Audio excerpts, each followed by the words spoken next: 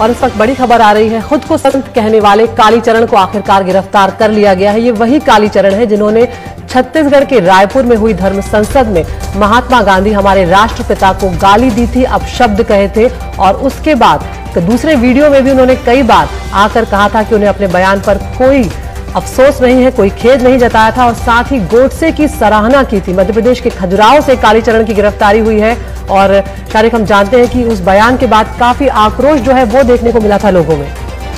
तो आखिरकार कार्रवाई हुई, इसको लेकर के जो धाराओं में मामला दर्ज हुआ था वो बहुत हल्की धाराएं थी। राज्य सरकार की तरफ से भी बयानबाजी हो रही थी, मुख्यमंत्री ने भी इस पर बयान दिया था आकर, लेकिन कार्रवाई होती नजर नहीं आ रही। अनुराग द्वारी है हमारे साथ। अनुराग, आखिरकार कालीचरण गिरफ्तार हुआ जिसने महात्मा गांधी के लिए अपशब्द कहे, दूसरे धर्मों के लिए बुरी बातें कही। किन धाराओं के तहत मामला दर्ज हुआ है और किस तरह से ये खुद को महात्मा कहने वाला और महाराज कहने वाला पुलिस की गिरफ्त में आया?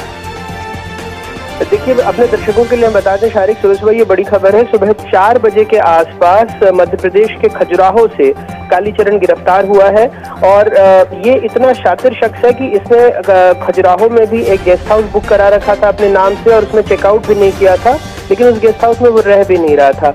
कालीचरण खजुराहो से 25 किलोमीटर दूर बागेश्वर धाम है, वहां पर लोग अपने घरों को भी किराए से देते हैं और वहां एक शख्स के यहाँ रह रहा था। जितने भी इसके करीबी लोग हैं जो इनके साथ रहते हैं उन सबके मोबाइल फोन भी ऑफ थे, लेकिन कुछ स्पेसिफिक इनपुट मिले थे रायपुर पुलिस को और उसके बाद 8 से 10 लोगों की टीम गई। वहां पर भी इन्होंने रायपुर पुलिस ने 1-2 दिन काम किया और तब जाकर अपने सूत्रों से पता लगाया कि ये कहाँ छिपा हुआ है और इसके बाद सुबह 4 बजे दबिश दी गई, यानी उस वक्त कोई ज्यादा विरोध भी नहीं हो पाया और जो रायपुर पुलिस की टीम है वो उसे लेकर वहां से चल चुकी है। दोपहर तक या शाम तक उसके रायपुर पहुंचने की संभावना है। शारिक, बिल्कुल अनुराग, यहाँ पर बड़ा सवाल ये भी है कि कार्रवाई किस तरह की होती है, क्योंकि जब आप रिपोर्ट कर रहे थे इस मामले को, छत्तीसगढ़ सरकार ने जो प्रशासन ने बहुत ही हल्की धाराओं में मामले लगाए, तो ऐसे में सख्त कार्रवाई होगी तभी ये दूसरे धर्मों के खिलाफ इस तरह के भड़काऊ भाषण नहीं देंगे, आपसी सौहार्द नहीं बिगाड़ेंगे और राष्ट्रपिता को इस तरह से खुलेआम गाली नहीं देंगे। लेकिन सख्त कार्रवाई को लेकर क्या आपको लग रहा है यहाँ पर?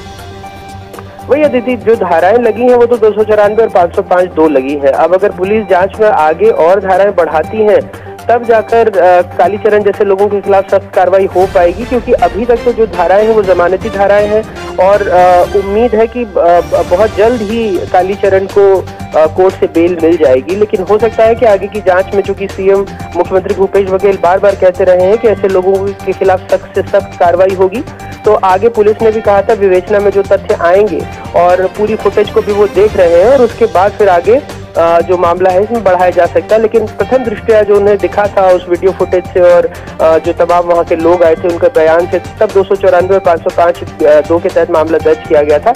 अब देखते हैं गिरफ्तारी के बाद जब पुलिस आती है उसके बयान दर्ज किए जाते हैं तो आगे क्या कार्रवाई होती है और अगर कोई धाराएं उसको बढ़ाई जाती है तो।